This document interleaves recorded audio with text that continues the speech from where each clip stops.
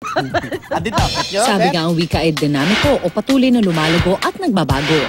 Kaya hindi kataka-taka na minsan may mga salitang bigla na lang naiiba ang kahulugan. Hindi man malayo sa orihinal nitong ibig sabihin, ngunit kadalasan, ang paggamit nito nagiging mas malikhain. Bayad? Bukas na lang. Edi wow. Kabaligtaran ang normal na ibig sabihin ng wow na pagkabiglang may halong paghanga, ang linyang edi wow ginagamit ng halong may panunuya. Bet ko yan. Bet ko yan. Kung tutuusin, ang salitang bet ginagamit sa mga pustahan. Maaring ito ang ipinustang pera o bagay at pwede rin naman tumukoy sa mismong pinagpupustahan. Gusto ko yan. Dala. Bago ba yan dyan mo?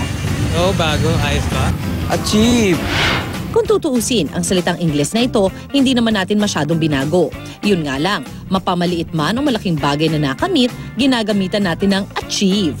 Ang pagiging bipolar isang medikal na kondisyon kung saan di pangkaraniwang nagbabago ang mood ng isang tao mula sa pagiging sobrang saya sa pagiging sobrang lungkot.